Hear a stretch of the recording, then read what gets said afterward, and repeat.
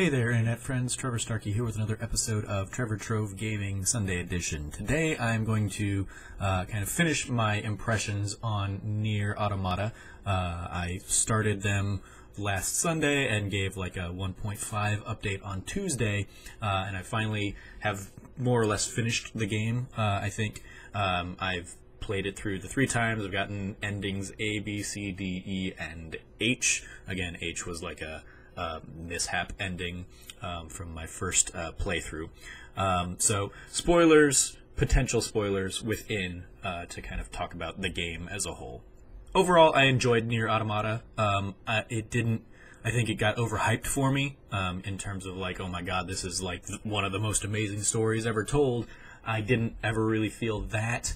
I felt like it was pretty standard science fiction fare, especially in terms of like kind of robots and androids and kind of them against humanity and what that means.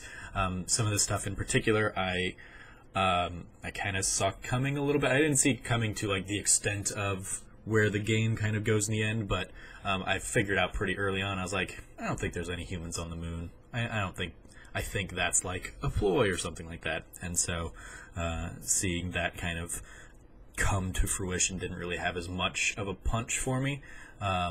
Still an interesting like concept of like, okay, they got that myth got created for the androids to have something to fight for, but what's the point of having the androids anyway, if not to protect humanity or humankind's interests or anything like that? So it's like it's just kind of a self-fulfilling prophecy a little bit, and I was like, I mean, like, yeah, it's in the moment, it's like, whoa, but then if you think about it for a little bit, it's like, well, then why did any of this ever start? I thought the pacing was a little off, especially in like the first massive chunk of the game. The whole second playthrough, I felt was like didn't have enough differences to really warrant having to go through the whole first chunk of the game again, just from 9S's perspective this time.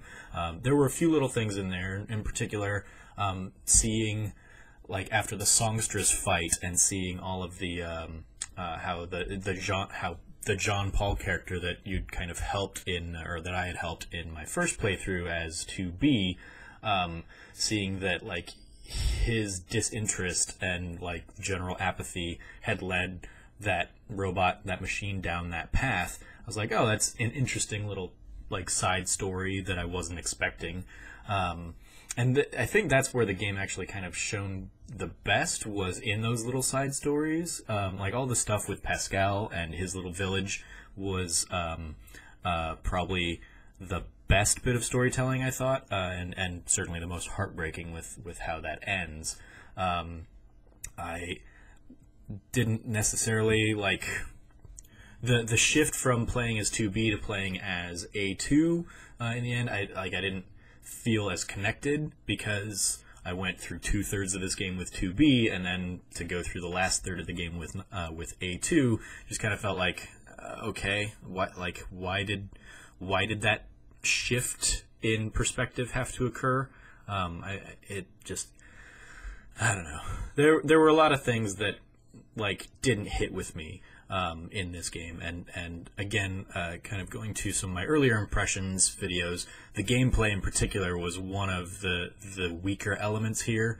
It was very much just kind of hack and slash or shmup, and I still never really like bothered to invest too much into like the weapons fusing, the plug-in fusing, or even like, I don't think I even upgraded any of my plugins. I just kind of kept them where they were. I upgraded some weapons here and there, but overall, like, I could just kind of button mash and get through pretty much any of the fights I was doing.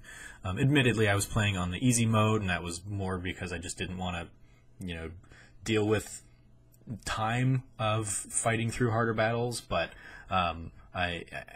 so that might, you know, color my experience, I'm sure, but it was I want to get through this for the story, and the gameplay, you know, never really kind of made me interested in upping the difficulty. I was just like, I mean, even if this is harder gameplay, it's not fun gameplay. I was just kind of button mashing square or triangle, or with 9S, I was holding triangle a little bit to do the hacking mini game kind of thing, just nonstop.